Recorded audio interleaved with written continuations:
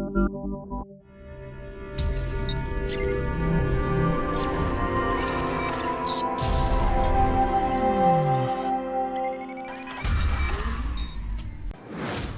hello everyone. This is Satish Mo, working as Assistant Professor in Commerce, Government First Grade College, Mudigeshi. Welcome to the Karnataka's LMS, a comprehensive digital learning management system which is brought to you by Department of Collegiate and Technical Education, Government of Karnataka. It's a digital platform where every student can get access to the e-content which includes PPTs, study material, as well as videos which are prepared by the expert team and even the assessment tools. So, without further delay, let us get into the content. Dear students, in this video, Sir is going to discuss Dishonour of Cheque's meaning and grounds for Dishonour of Cheque. Stay attentive and don't skip the video till end. Hi, hello everyone. In this session, let us discuss what is dishonour of cheque and what are the circumstances under which a paying banker can dishonor the cheque. Dishonour of cheque ಅಂದ್ರೆ ಏನು ಮತ್ತೆ ಯಾವೆಲ್ಲ ಸನ್ನಿವೇಶದಲ್ಲಿ ಒಬ್ಬ paying banker cheque ಅನ್ನ dishonour ಮಾಡ್ತಾನೆ ಅನ್ನೋದನ್ನ ಇವತ್ತಿನ ಸೆಷನ್ ನಲ್ಲಿ ಈಗ ನಾವು ಚರ್ಚೆ ಮಾಡೋಣ. ಅದಕ್ಕಿಂತ ಮುಂಚೆ let's recall who is paying banker as we discuss in the previous session. Previous session ನಲ್ಲಿ ನಾವು ಡಿಸ್ಕಸ್ ಮಾಡ್ದಂಗೆ ಪೇಯಿಂಗ್ ಬ್ಯಾಂಕರ್ ಯಾರು ಅನ್ನೋದನ್ನ ಮೊದಲನೇದಾಗಿ ಈಗ ರಿಕಾಲ್ ಮಾಡ್ಕೊಳ್ಳೋಣ. C, paying banker as we discussed in the previous session, paying banker is nothing but the banker who is required to pay off the check which is drawn on him by his customer. So customer ತನ್ನ ಮೇಲೆ ಏನ್ check ಅನ್ನ ಬರ್ತಿದ್ದಾನೆ ಆ cheque ಅನ್ನ pay ಮಾಡ್ಲಿಕ್ಕೆ ಯಾವ banker ಅಥವಾ ಯಾವ ಬ್ಯಾಂಕಿಂಗ್ ಇನ್ಸ್ಟಿಟ್ಯೂಷನ್ ಜವಾಬ್ದಾರಿಯನ್ನ ಹೊಂದಿರುತ್ತೋ ಅಥವಾ ರೆಸ್ಪಾನ್ಸಿಬಿಲಿಟಿಯನ್ನು ಹೊಂದಿರುತ್ತೋ ಅಂತ ಒಂದು ಬ್ಯಾಂಕಿಂಗ್ ಸಂಸ್ಥೆಗೆ ನಾವು ಪೇಯಿಂಗ್ ಬ್ಯಾಂಕರ್ ಅಂತ ಕರಿತೀವಿ. ಇನ್ನ ಸಿಂಪಲ್ ಆಗಿ ಹೇಳ್ಬೇಕಂದ್ರೆ paying banker is nothing but the banker whose name is printed on the check. So cheque ನ ಮುಖಭಾಗದಲ್ಲಿ ಯಾವ ಬ್ಯಾಂಕ್ ಸಂಸ್ಥೆಯ ಹೆಸರು ಮುದ್ರಣಗೊಂಡಿರುತ್ತೋ ಅಂತ ಒಂದು ಬ್ಯಾಂಕರ್ ನಾವು ಪೇಯಿಂಗ್ ಬ್ಯಾಂಕರ್ ಅಂತ ಕರಿತೀವಿ. That we have discussed in the previous session. ಈಗ ಪೇಯಿಂಗ್ ಬ್ಯಾಂಕರ್ ಯಾವ ಸನ್ನಿವೇಶದಲ್ಲಿ ಚೆಕ್ ಅನ್ನ ಡಿಸಾನರ್ ಮಾಡ್ತಾನೆ, ಆಕ್ಚುಲಿ ಡಿಸಾನರ್ ಆಫ್ ಚೆಕ್ ಅಂದ್ರೆ ಏನು ಅನ್ನೋದನ್ನ ಈಗ ಚರ್ಚೆ ಮಾಡೋಣ. See, paying banker has to honor the check which is drawn against him by his customer. So customer ತನ್ನ ಮೇಲೆ ಏನ್ ಚೆಕ್ ಅನ್ನ ಹಾಕಿದಾನೆ ಆ ಚೆಕ್ ಅನ್ನ ಪೇ ಮಾಡುವಂತ ಜವಾಬ್ದಾರಿ ಪೇಯಿಂಗ್ ಬ್ಯಾಂಕರ್ಗೆ ಇರುತ್ತೆ ಆಸ್ ಪರ್ ಸೆಕ್ಷನ್ 31 ಪ್ರಕಾರ. ಅದು ನಾವು ಪ್ರೀವಿಯಸ್ ಸೆಷನ್ ಅಲ್ಲಿ ನೋಡಿದೀವಿ. Section 31 of negotiable instrument act. Negotiable Instrument Act of 1881 clearly says that there is an obligation on the part of the paying banker. So paying banker ನ ಮೇಲೆ ಒಂದು obligation ಇರುತ್ತೆ. So cheque ಅನ್ನ honour ಮಾಡುವಂತ obligation. Paying banker has to compulsorily honour the cheque provided all the conditions have been followed as per section 31 of negotiable instrument act 1881.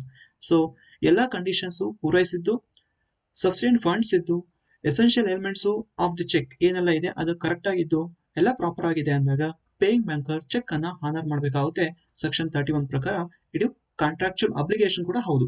Paying ಬ್ಯಾಂಕರ್ಗೆ ಇದು ಇರುವಂತಹ ಒಂದು contractual obligation. So paying banker honour ಮಾಡುವಂತ ಸಂದರ್ಭದಲ್ಲಿ precautions ಅನ್ನ ತಗೋಬೇಕು. But ಕೆಲವೊಂದು ಸನ್ನಿವೇಶದಲ್ಲಿ paying banker cheque ಅನ್ನ ಹಾನರ್ ಮಾಡುವುದಿಲ್ಲ. ಸೊ ಇಲ್ಲಿ section 31 of negotiable instrument act 1881 ಒಂದು ಅಬ್ಲಿಗೇಷನ್ ಅನ್ನ ಕೊಟ್ಟಿದೆ ಪೇಯಿಂಗ್ ಬ್ಯಾಂಕರ್ಗೆ ಚೆಕ್ ಅನ್ನ ಹಾನರ್ ಮಾಡಲೇಬೇಕು ಅಂತ. But it doesn't mean that in each and every situation paying banker has to compulsory honour the cheque. So ಪ್ರತಿ ಸನ್ನಿವೇಶದಲ್ಲೂ ಪೇಯಿಂಗ್ ಬ್ಯಾಂಕರ್ ಚೆಕ್ ಅನ್ನು ಹಾನರ್ ಮಾಡಲೇಬೇಕು ಅಂತ ಇದು ಅರ್ಥವಲ್ಲ. ಸೊ ಇಲ್ಲಿ ಪೇಯಿಂಗ್ ಬ್ಯಾಂಕರ್ ಕೆಲವೊಂದು ಸನ್ನಿವೇಶದಲ್ಲಿ ಹಾನರ್ ಮಾಡಬಹುದು, ಕೆಲವೊಂದು ಸನ್ನಿವೇಶದಲ್ಲಿ ಡಿಸಾನರ್ ಕೂಡ ಮಾಡಬಹುದು. Because if the conditions have not followed or if the conditions have not fulfilled, so conditions ಯಾವಾಗ ಫುಲ್ಫಿಲ್ ಆಗಿರೋದಿಲ್ಲೋ ಅಥವಾ ಫಾರ್ಮಾಲಿಟೀಸ್ ಯಾವಾಗ ಸರಿಯಾಗಿ ಫಾಲೋ ಆಗಿರೋದಿಲ್ವೋ ಅಂತ ಒಂದು ಸಂದರ್ಭದಲ್ಲಿ ಆ ಕಸ್ಟಮರ್ ಚೆಕ್ ಅನ್ನ ಪೇಯಿಂಗ್ ಬ್ಯಾಂಕರ್ ಡಿಸಾನರ್ ಮಾಡ್ಲಿಕ್ಕೆ ಅರ್ಹನಾಗಿರ್ತಾನೆ. ಸೊ ಚೆಕ್ ಅನ್ನ ಪ್ರತಿ ಸನ್ನಿವೇಶದಲ್ಲೂ ಹಾನರ್ ಮಾಡಲೇಬೇಕು ಅಂತ ಇಲ್ಲಿ ಕಂಡೀಷನ್ ಇಲ್ಲ. Paying banker can dishonour the cheque whenever the conditions are not followed and formalities are not followed by his customer. See, what actually honoring of check and dishonoring of check? Let us see. As you could see over the screen, if the amount of the check is paid by banker to the payee, the check is said to be honored.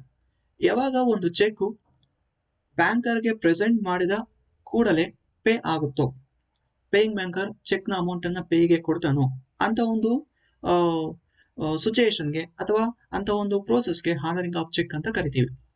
So whenever the check is presented to the banker, if the banker is going to pay the amount of the check to the pay, then that check is said to be honored. ಯಾವಾಗ ಒಂದು check ಬ್ಯಾಂಕರ್ಗೆ ತೋರಿಸಿದ ಕೂಡಲೇ ಆ banker ಆ amount ಅವನ್ನ ಪೇಗೆ ಏನು pay ಮಾಡ್ತಾನೋ, so ಅಂತ ಒಂದು ಸನ್ನಿವೇಶದಲ್ಲಿ ಆ ಚೆಕ್ ಹಾನರ್ ಆಗಿದೆ ಅಂತ ನಾವು ಕರಿತೀವಿ. Then what is dishonour of cheque? See dishonour of cheque ಅಂದ್ರೆ ಏನು ಈಗ ನಾವು ನೋಡೋಣ. As you could see over the screen, if the bank refuses to pay the amount of the cheque, then the cheque is said to be dishonoured. So ಯಾವಾಗ paying bank cheque ಅನ್ನ ಕೊಡಲು ನಿರಾಕರಿಸುತ್ತಾನೋ, ಅಂದ್ರೆ check ನ amount ಅನ್ನ ಪೇಯಿಗೆ ಕೊಡಲು ನಿರಾಕರಿಸುತ್ತಾನೋ ಅಂತ ಒಂದು ಸಿಚುವೇಶನ್ಗೆ ಡಿಸನರಿಂಗ್ of cheque ಅಂತ ಕರಿತೀವಿ. ಇನ್ನ ಸಿಂಪಲ್ ಆಗಿ ಹೇಳ್ಬೇಕಂದ್ರೆ ಪೇಯಿಂಗ್ ಬ್ಯಾಂಕರ್ ಚೆಕ್ ಅಮೌಂಟ್ ಅನ್ನ ಕೊಡಲು ನಿರಾಕರಿಸುತ್ತಾನೆ. ಸೊ ಅಂತ ಒಂದು ಸನ್ನಿವೇಶಕ್ಕೆ, ಅಂತ ಒಂದು ಪ್ರೋಸೆಸ್ಗೆ ನಾವು ಡಿಸನರಿಂಗ್ ಆಫ್ ಚೆಕ್ ಅಂತ ಕರಿತೀವಿ. So whenever the paying banker is going to refuse to pay off the check amount to the pay, that check is said to be dishonored. ಅಂತ ಒಂದು ಚೆಕ್ ಡಿಸನರ್ ಆಗಿದೆ ಅಂತ ನಾವು ಪರಿಗಣಿಸಬೇಕು. ಸೊ ಇಲ್ಲಿ ನಾವು ಸಿಂಪಲ್ ಟರ್ಮಿನಾಲಜಿಯಲ್ಲಿ ಇದಕ್ಕೆ ಒಂದು ಮಾಹಿತಿ ಅಥವಾ ಒಂದು ಮೀನಿಂಗ್ ಅನ್ನ ಇಲ್ಲಿ ಕೊಟ್ಟಿದ್ದೀವಿ ನೋಡಿ. Refusal by the bank to pay the amount of the cheque to the payee. So ಪೇಯಿಗೆ ಚೆಕ್ ಅಮೌಂಟ್ ಅನ್ನ ಕೊಡಲು ಬ್ಯಾಂಕರ್ ನಿರಾಕರಿಸಿದ್ರೆ ಅದನ್ನೇ ಡಿಸನರಿಂಗ್ ಆಫ್ ಚೆಕ್ ಅಂತ ಕರಿತೀವಿ. ಸಿಂಪಲ್ ಆಗಿ ಅದನ್ನ ಅರ್ಥ ಮಾಡ್ಕೋಬೇಕು ಅಂದ್ರೆ, paying banker if is going to refuse to pay the amount of the cheque to the payee, then that cheque is said to be dishonoured. Cheque ನ ಅಮೌಂಟ್ ಪೇಯಿಂಗ್ ಬ್ಯಾಂಕರ್ ಪೇಯಿಗೆ ಕೊಡಲು ನಿರಾಕರಣೆ ಮಾಡಿದ್ರೆ ಅಂತ ಒಂದು ಚೆಕ್ ಅನ್ನ ಡಿಸನರ್ಡ್ ಚೆಕ್ ಅಂತ ಒಂದು ಪ್ರೋಸೆಸ್ ಅನ್ನ ಡಿಸನರಿಂಗ್ ಆಫ್ ಚೆಕ್ ಅಂತ ಕರಿತೀವಿ. See paying banker may dishonour the cheque because of the n number of reasons. So ಹಲವಾರು ರೀಸನ್ಸ್ ಇಂದ ಡಿಸನರ್ ಮಾಡಬಹುದು. ಇಲ್ಲಿ ರೀಸನ್ಸ್ ವ್ಯಾಲಿಡ್ ಆಗಿದ್ರೆ then that is called genuine and valid dishonour of cheque ಅಂತ ಕರಿತೀವಿ. But if the reasons are not valid and if the reasons are not having the proper base, then that kind of dishonor is stated as wrongful dishonor of check. So paying banker ಯಾವಾಗ ಉತ್ತಮವಾದಂತಹ reasons ಇಂದ ಅಥವಾ valid reasons ನ ಮೇರೆಗೆ check ಅನ್ನ ಡಿಸನರ್ ಮಾಡ್ತಾನೋ ಆಗ ಆತನಿಗೆ ಯಾವುದೇ ರೀತಿಯ ತೊಂದರೆ ಆಗುದಿಲ್ಲ. ಬಟ್ ಕೆಲವೊಂದು ಬಾರಿ ಪೇಯಿಂಗ್ ಬ್ಯಾಂಕರ್ ಏನ್ ಮಾಡ್ತಾನೆ, ವಿತೌಟ್ ರೀಸನ್ಸ್ ಅಥವಾ ಅನ್ನೆಸೆಸರಿ ಆಗಿ ಚೆಕ್ ಅನ್ನ ಡಿಸನರ್ ಮಾಡ್ತಾನೆ. ಸೊ ಅಂತ ಒಂದು ಸಂದರ್ಭದಲ್ಲಿ paying banker is going to suffer a lot because huge damages may be recovered by the customer from the paying banker if he dishonors the check wrongfully. That's why paying banker must be very cautious and must be very careful while handling the check.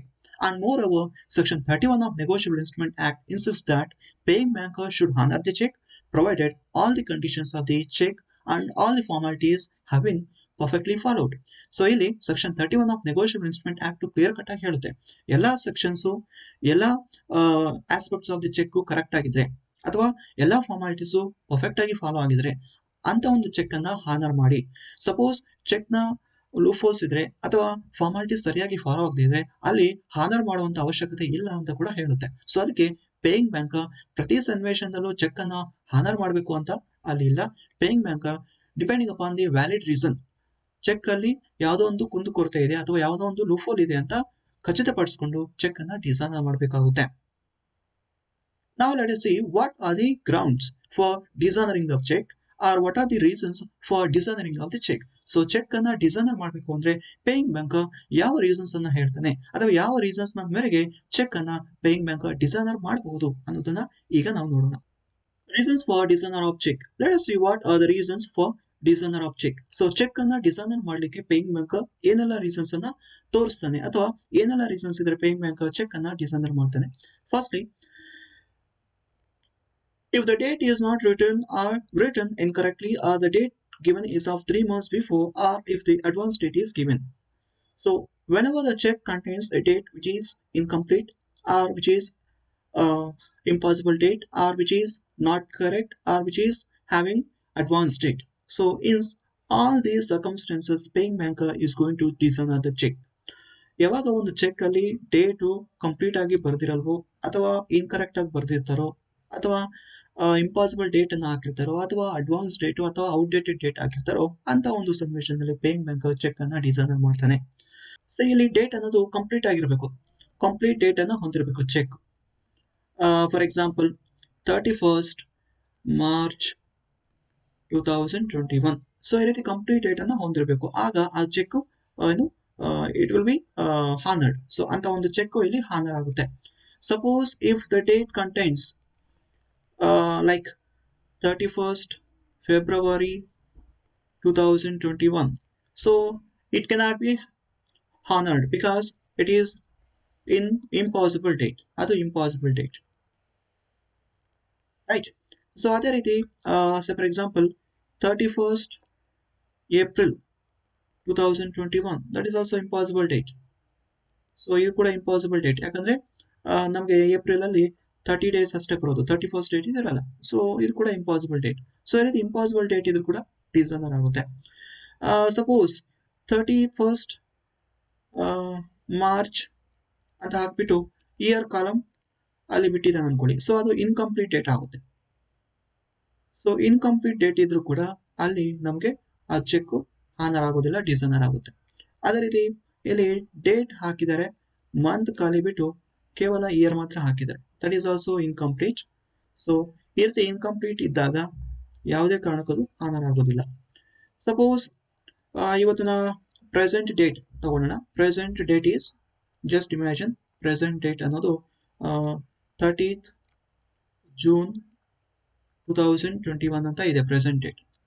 So that's a present date. So present date ಇದೆ ಅನ್ಕೊಳ್ಳಿ. Cheque ನ ಮೇಲೆ cheque bears the date called dated as 25th June 2021 ಅಂತ ಇದೆ ಅನ್ಕೊಳ್ಳಿ. So ಇಲ್ಲಿ ನೋಡಿ, you just compare.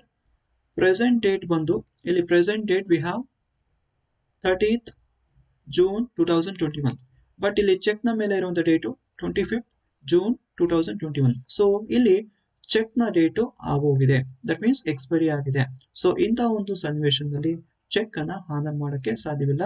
So ಇಲ್ಲಿ ಚೆಕ್ ಆನರ್ ಆಗೋದಿಲ್ಲ, ಬಿಕಾಸ್ ಇಲ್ಲಿ ಔಟ್ಡೇಟೆಡ್ ಚೆಕ್ ಇದು. This is outdated. Let's see one more thing. Suppose if the cheque is dated as 1st January 2022 ಅಂತ ಇದೆ ಅನ್ಕೊಳ್ಳಿ. ಇಲ್ಲಿ ಬಟ್ ಪ್ರೆಸೆಂಟ್ ಡೇಟ್ ಬಂದು 30th June 2021. ಇಲ್ಲಿ ಚೆಕ್ ನ ಮೇಲೆ ಇರುವಂತ ಡೇಟ್ ಬಂದು 1/1/2022. ಇದು ಫ್ಯೂಚರ್ ಡೇಟ್ ಇದೆ. ಸೊ ಇಂತಹ ಒಂದು ಚೆಕ್ ಅನ್ನ ಕೂಡ ಇಲ್ಲಿ ನಾವು ಪೇಯಿಂಗ್ ಬ್ಯಾಂಕರ್ ಆನರ್ ಮಾಡೋದಿಲ್ಲ. ಅಲ್ಲಿ ಚೆಕ್ ಫ್ಯೂಚರ್ ಡೇಟ್ ಇದೆ, ಸೊ ಅಂತ ಚೆಕ್ ಅನ್ನ ವಾಪಸ್ ಕೊಡ್ತಾರೆ. ಅಲ್ಲಿ ಡಿಸೈನರ್ ಮಾಡಕ್ಕೂ ಆಗೋದಿಲ್ಲ, ಚೆಕ್ ಅನ್ನ ವಾಪಸ್ ಕೊಡ್ತಾರೆ. ಸೊ ಚೆಕ್ ಅನ್ನ ವಾಪಸ್ ಕೊಟ್ಟು ಫ್ಯೂಚರ್ ಡೇಟ್ ಅಂದ್ರೆ 1/1/2021 ಆದ ಮೇಲೆ ಬರ್ರಿ ಅಂತ ಹೇಳ್ತಾರೆ. ಸೊ ಈ ರೀತಿ dating of cheque matters a lot. And next one is, if the name of the payee is not written or not written clearly. So ಪೇಯಿಯ ಹೆಸರು ಬರೆಯದಿದ್ದರೆ ಅಥವಾ ಬರೆದಿದ್ದರೂ ಸರಿಯಾಗಿ ಬರೆಯದಿದ್ದರೆ, ಅಂದ್ರೆ ಕ್ಲಿಯರ್ ಆಗಿ ಬರೆಯದಿದ್ದರೆ, ಸೊ ಅಂತ ಟೈಮಲ್ಲೂ ಕೂಡ ಚೆಕ್ ಡಿಸೈನರ್ ಆಗುತ್ತೆ.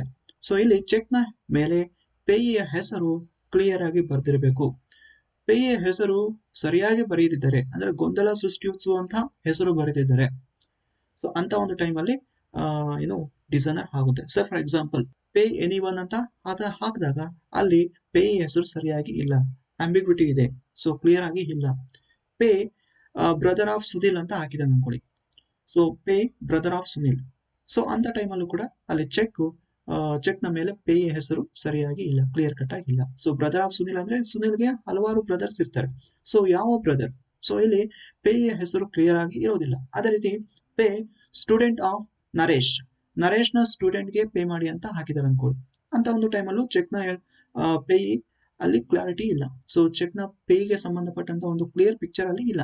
ಸೊ ಆದ ಕಾರಣ ಅಂತ ಒಂದು ಚೆಕ್ ಡಿಸೈನರ್ ಆಗುತ್ತೆ. And next one is, if the ordered or tossed check are transferred without proper endorsement and delivery. So cheque ನ ಹಿಂಬದಿಯಲ್ಲಿ ಎಂಡೋರ್ಸ್ಮೆಂಟ್ ಮಾಡಿದ್ದು ಅದು ಡೆಲಿವರಿ ಆಗದೆ ಇದ್ರೆ, ಅಥವಾ ಎಂಡೋರ್ಸ್ಮೆಂಟ್ ಅಲ್ಲಿ ಏನಾದ್ರೂ ಕುಂದುಕೊರತೆಗಳಿದ್ರೆ, ಸರಿಯಾಗಿ ಎಂಡೋರ್ಸ್ಮೆಂಟ್ ಮಾಡದೇ ಇದ್ರೆ, ಅಂತ ಒಂದು ಸನ್ನಿವೇಶನ ಕೂಡ ಚೆಕ್ ಡಿಸೈನರ್ ಆಗುತ್ತೆ. ಪೇಯಿಂಗ್ ಬ್ಯಾಂಕರ್ ಅದನ್ನ ಕೂಡ ಡಿಸೈನರ್ ಮಾಡ್ತಾನೆ. ಸೊ ಇಲ್ಲಿ ಎಂಡೋರ್ಸ್ಮೆಂಟ್ ಅನ್ನೋದು ಕರೆಕ್ಟ್ ಆಗಿರ್ಬೇಕು. So for example X endorse to Y endorse to Z endorse to A ಅಂತ ಇದೆ ಅನ್ಕೊಳ್ಳಿ. ಸೊ ಇಲ್ಲಿ ಕಂಪ್ಲೀಟ್ ಆಗಿ ಎಂಡೋರ್ಸ್ಮೆಂಟ್ ಕರೆಕ್ಟ್ ಆಗಿ ನಡೆದಿದೆ, and last ultimate person is A. So ಎಗೆ ಚೆಕ್ ನ ಒಂದು ಡೆಲಿವರಿ ಆಗಿರ್ಬೇಕು. ಸೊ ಚೆಕ್ ಅನ್ನೋದು ಎ ನ ಕೈಯಲ್ಲಿ ಇರಬೇಕು. ಸೊ ಆಗ ಮಾತ್ರನೇ ಎಂಡೋರ್ಸ್ಮೆಂಟ್ ಕಂಪ್ಲೀಟ್ ಆಗುತ್ತೆ. Endorsement will conclude only after the delivery of the physical instrument. So physical instrument cheque ಏನಿದೆ ಅದು ಎಂಡೋರ್ಸ್ಮೆಂಟ್ ಆದ ನಂತರ ಯಾರಿಗೆ ಎಂಡೋರ್ಸ್ಮೆಂಟ್ ಆಗಿದೆಯೋ, ದಟ್ ಮೀನ್ಸ್ ಎಂಡೋರ್ಸಿಗೆ ಅದು ಹಸ್ತಾಂತರಿಸಿರ್ಬೇಕು. ಸೊ ಇಲ್ಲಿ ಝೆಡ್ ಇಂದ ಹೇಗೆ ಎಂಡೋಸ್ಮೆಂಟ್ ಆಗಿದೆ, ಝೆಡ್ ಅನ್ನೋ ವ್ಯಕ್ತಿ ಆ ಚೆಕ್ ಅನ್ನ ಹೇಗೆ ಕೈಗೆ ಕೊಟ್ಟಿರಬೇಕು, ಡೆಲಿವರಿ ಮಾಡಿರಬೇಕು. ಸೊ ಆಗ ಮಾತ್ರನೇ ಎಂಡೋಸ್ಮೆಂಟ್ ಕನ್ಕ್ಲೂಡ್ ಆಗಿರುತ್ತೆ. ಸೊ ಎಂಡೋಸ್ಮೆಂಟ್ ಪರ್ಫೆಕ್ಟ್ ಆಗಿದೆ ಅಂದ್ರೆ, so if the endorsement is in the proper chain and delivery has been made, so that kind of check will be honored. But so for example ಇಲ್ಲಿ X to Y, Y to Z and Z ಬದಲು ಇಲ್ಲಿ B to A ಅಂತ ಬರ್ತಿದೆ ಅನ್ಕೊಳ್ಳಿ. Instead of Z ಇಲ್ಲಿ B ಬಂದಿದೆ ಅನ್ಕೊಳ್ಳಿ. B ಅನ್ನೋ ಪರ್ಸನ್ ಇಲ್ಲಿ ಯಾವ ಕೇಸಲ್ಲೂ ಇಲ್ಲ. X to Y, Y to Z ಇದೆ, ಬಿ ಅನ್ನೋನು ಹೊಸವ. ಸೊ ಹೊಸವ ಇಂದ ಇಲ್ಲಿ ಹೇಗೆ ಹೋಗಿದೆ, ಸೊ ಅಲ್ಲಿ ಚೈನ್ ಲಿಂಕ್ ಇಲ್ಲ ಅಂತ ಒಂದು ಟೈಮಲ್ಲಿ ಕೂಡ ಅದು ಪ್ರಾಪರ್ ಎಂಡೋಸ್ಮೆಂಟ್ ಆಗೋದಿಲ್ಲ. ಸೊ ಅಂತ ಒಂದು ಟೈಮಲ್ಲಿ ಕೂಡ ಅಲ್ಲಿ ಡಿಸನರ್ ಆಗುತ್ತೆ. And next one is, if the amount is not written in the words and figures are written incorrectly, or if the amount written in the words and figures does not match with each other. Cheque ನ ಮೇಲೆ figures ಅಲ್ಲಿ ಮತ್ತೆ words ಅಲ್ಲಿ amount ಅನ್ನ ಬರೆದಿರಬೇಕು. ಕೇವಲ words ಅಲ್ಲಿ ಮಾತ್ರ ಬರೆದಿದ್ರೆ ಅಥವಾ ಕೇವಲ ಫಿಗರ್ಸ್ ಅಲ್ಲಿ ಮಾತ್ರ ಬರೆದಿದ್ರೆ ಅಲ್ಲಿ ಚೆಕ್ ಹಾನರ್ ಆಗೋದಿಲ್ಲ. ಅದೇ ರೀತಿ ಚೆಕ್ ನ ಅಮೌಂಟ್ ಬರೆದಿದ್ದು ವರ್ಡ್ಸ್ ಮತ್ತೆ ಫಿಗರ್ಸ್ ಅಲ್ಲಿ ಮ್ಯಾಚ್ ಆಗ್ತಿಲ್ಲ ಅಂದ್ರೆ ವರ್ಡ್ಸ್ ಅಲ್ಲಿ ಬರ್ದಿರೋದು ಫಿಗರ್ಸ್ ಅಲ್ಲಿ ಮ್ಯಾಚ್ ಆಗ್ತಿಲ್ಲ ಅಂದ್ರೆ ಅಂತ ಒಂದು ಸಂದರ್ಭದಲ್ಲೂ ಚೆಕ್ ಹಾನರ್ ಆಗೋದಿಲ್ಲ. ಸೊ ಅಂತ ಒಂದು ಸಂದರ್ಭದಲ್ಲಿ ಚೆಕ್ ಡಿಸಾನರ್ ಮಾಡಬಹುದು. Paying bank will see whether the amount stated in the words and figures match, and if does not match then paying banker is going to dishonour ಅಥವಾ cheque. So cheque ಅನ್ನ dishonour ಮಾಡ್ತಾನೆ. So for example cheque ನ ಮೇಲೆ 10,000 ಅಂತ words ಅಲ್ಲಿ ಇದೆ. 10,000 ಅನ್ನೋದು words ಅಲ್ಲಿ ಇದ್ದು ಫಿಗರ್ಸ್ ಅಲ್ಲಿ 10,000 ಇಲ್ಲ, 20,000 ಇದೆ ಅನ್ಕೊಳ್ಳಿ. ಅಂತ ಒಂದು ಟೈಮಲ್ಲಿ ಚೆಕ್ ನ ಅಮೌಂಟ್ ಮ್ಯಾಚ್ ಆಗ್ತಿಲ್ಲ ವರ್ಡ್ಸ್ ಮತ್ತೆ ಫಿಗರ್ಸ್ ಅಲ್ಲಿ. ಸೊ ಅಂತ ಟೈಮಲ್ಲಿ ಡಿಸನರ್ ಆಗುತ್ತೆ.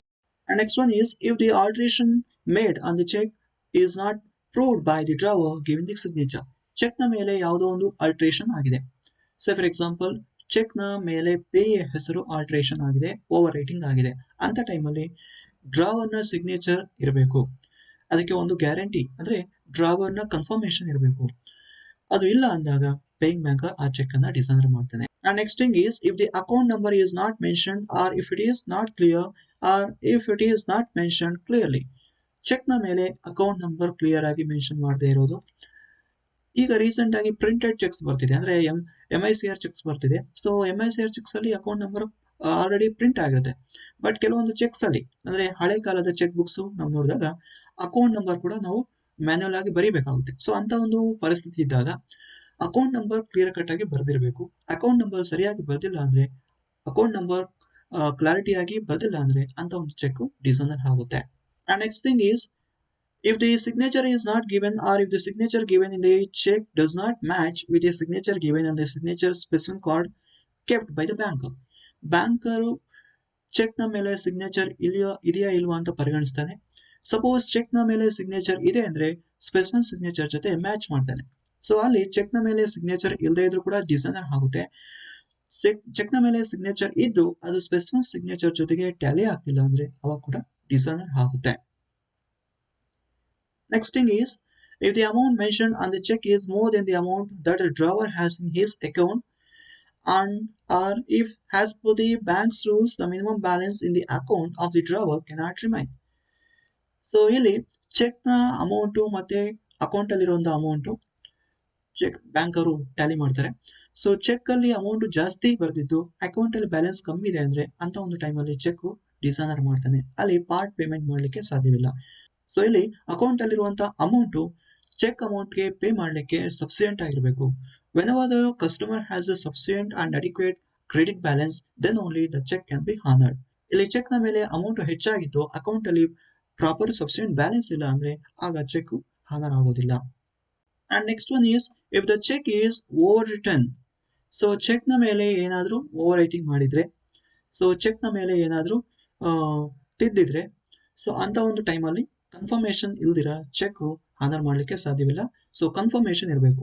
ಸೊ ಮೆಟೀರಿಯಲ್ ಆಲ್ಟ್ರೇಷನ್ ಆಗಿದೆ ಅಥವಾ ಓವರ್ ರೈಟಿಂಗ್ ಆಗಿದೆ ಅಂದ್ರೆ ಆಗ್ಲೇ ಹೇಳ್ದಂಗೆ ಡ್ರಾವರ್ ನ ಸಿಗ್ನೇಚರ್ ಅಲ್ಲಿ ಹಾಕೊಂಡಿರಬೇಕು. ಸೊ ಡ್ರಾವರ್ ಸಿಗ್ನೇಚರ್ ಹಾಕಿಲ್ಲ ಅಂದ್ರೆ, ಡ್ರಾವರ್ ಕಡೆಯಿಂದ ಸಿಗ್ನೇಚರ್ ಕನ್ಫರ್ಮೇಶನ್ ಅಲ್ಲಿ ಇಲ್ಲ ಅಂದ್ರೆ ಅಂತ ಒಂದು ಚೆಕ್ ಅಲ್ಲಿ ಹಾನರ್ ಮಾಡ್ಲಿಕ್ಕೆ ಸಾಧ್ಯವಿಲ್ಲ.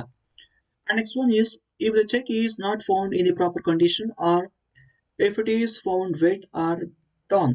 ಸೊ ಚೆಕ್ ಏನಾದರೂ ಸರಿಯಾದಂತಹ ಕಂಡೀಷನ್ ಅಲ್ಲಿ ಇಲ್ಲದೆ ಇದ್ರೆ ಅಥವಾ ಚೆಕ್ ಏನಾದರೂ ತೇವಗೊಂಡಿದ್ರೆ, ಒದ್ದೆ ಆಗಿದ್ರೆ, ಅಥವಾ ಚೆಕ್ ಏನಾದರೂ ಹರಿದು ಹೋಗಿದ್ರೆ, ಸೊ ಅಂತ ಒಂದು ಟೈಮಲ್ಲಿ ಪ್ರಾಪರ್ ಕನ್ಫರ್ಮೇಶನ್ ಇಲ್ದಿರ ಚೆಕ್ ಅನ್ನ ಹಾನರ್ ಮಾಡಬಾರ್ದು. Paying banker will dishonour the cheque. ಅದೇ ರೀತಿ if the drawer has given order to bank to stop the payment of the cheque. So cheque ನ ಅಮೌಂಟ್ ಅನ್ನ ಪೇ ಮಾಡಬೇಡಿ ಅಂತ ಏನಾದರೂ ಕಸ್ಟಮರು ಅಥವಾ ಡ್ರಾವರ್ ಬ್ಯಾಂಕ್ಗೆ ಇನ್ಸ್ಟ್ರಕ್ಷನ್ ಕೊಟ್ಟಿದ್ರೆ, ಸೊ ಅಂತ ಒಂದು ಟೈಮಲ್ಲೂ ಚೆಕ್ ಡಿಸಾನರ್ ಮಾಡಬಹುದು. Next one is if the bank has got the information regarding the death or insolvency or lunacy of the drawer of the depositor. ಡೆಪಾಸಿಟರ್ನ ಡೆತ್ ಆಗಿದ್ದಾನೆ ಅಥವಾ ಡೆಪಾಸಿಟರ್ ಇನ್ಸಾಲ್ವೆಂಟ್ ಆಗಿದ್ದಾನೆ ಅಥವಾ ಲುನಸಿ ಪರಿಸ್ಥಿತಿಯಲ್ಲಿದ್ದಾನೆ ಅಂದ್ರೆ ಅಂತ ಒಂದು ಸಂದರ್ಭದಲ್ಲಿ ಪೇಯಿಂಗ್ ಬ್ಯಾಂಕ್ ಆ ಚೆಕ್ ಅನ್ನ ಡಿಸಾನರ್ ಮಾಡ್ತಾನೆ. So that is against the banking practices. So ಅದಕ್ಕೆ ಬ್ಯಾಂಕ್ ಯಾವುದೇ ಕಾರಣಕ್ಕೂ ಅಂತ ಒಂದು ಸಂದರ್ಭದಲ್ಲಿ ಚೆಕ್ ಅನ್ನ ಹಾನರ್ ಮಾಡಬಾರ್ದು. ಆ ಡೆಪಾಸಿಟರ್ ತೀರೋ ಹೋಗಿದ್ದಾನೆ ಅಥವಾ ಆ ಡೆಪಾಸಿಟರು ಇನ್ಸಾಲ್ವೆಂಟ್ ಆಗಿದ್ದಾನೆ ಅಥವಾ ಲುನ್ಸಿ ಕಂಡೀಷನ್ ಅಲ್ಲಿ ಇದಾನೆ ಅಂದ್ರೆ, ಸೊ ಅಂತ ಒಂದು ಸಂದರ್ಭದಲ್ಲಿ ಆ ಡೆಪಾಸಿಟರ್ ಅಥವಾ ಅಕೌಂಟ್ ಹೋಲ್ಡರ್ನ ಚೆಕ್ ಅನ್ನ ಯಾವುದೇ ಕಾರಣಕ್ಕೂ ಬ್ಯಾಂಕರ್ ಹಾನರ್ ಮಾಡಬಾರ್ದು. And next one is if the court of law orders the bank to stop the payment of the check. So court of law ಏನಾದರೂ ಚೆಕ್ ಅನ್ನ ಸ್ಟಾಪ್ ಮಾಡಿ, ಚೆಕ್ ನ ಹಾನರ್ ಮಾಡೋದು ಸ್ಟಾಪ್ ಮಾಡಿ ಅಂತ ಬ್ಯಾಂಕ್ಗೆ ಇನ್ಸ್ಟ್ರಕ್ಷನ್ಸ್ ಕೊಟ್ಟಾಗ, because of the garnishee order or like that, so ಅಂತ ಒಂದು ಸಂದರ್ಭದಲ್ಲಿ ಚೆಕ್ ಅನ್ನ ಹಾನರ್ ಮಾಡೋ ಅವಶ್ಯಕತೆ ಇಲ್ಲ, ಚೆಕ್ ಅನ್ನ ಡಿಸಾನರ್ ಮಾಡಬೇಕಾಗುತ್ತೆ. And if the bank balance remains shortage on the account of not collecting the check deposited. So cheque ಅನ್ನ ಡೆಪಾಸಿಟ್ ಮಾಡಿದ್ದು ಆ ಚೆಕ್ ಇನ್ನ ಡೆಪಾಸಿಟ್ ಆಗಿರೋದಿಲ್ಲ. ಸೊ ಅಂತ ಒಂದು ಸಂದರ್ಭದಲ್ಲಿ ಆ ಕಸ್ಟಮರ್ ಏನ್ ಮಾಡ್ತಾನೆ, ಇನ್ನೊಂದು ಚೆಕ್ ಅನ್ನ ಹಾಕಿ ಡ್ರಾ ಮಾಡ್ತಾನೆ. ಸೊ ಅಂತ ಒಂದು ಸಂದರ್ಭದಲ್ಲಿ ಪೇಯಿಂಗ್ ಬ್ಯಾಂಕ್ ಅದನ್ನ ಡಿಸಾನರ್ ಮಾಡಬಹುದು. ಸೊ ಹಾಕಿರುವಂತಹ ಚೆಕ್ ಇನ್ನ ಕಲೆಕ್ಷನ್ಗೆ ಹೋಗಿದೆ, ಇನ್ನ ಡೆಪಾಸಿಟ್ ಆಗಿಲ್ಲ.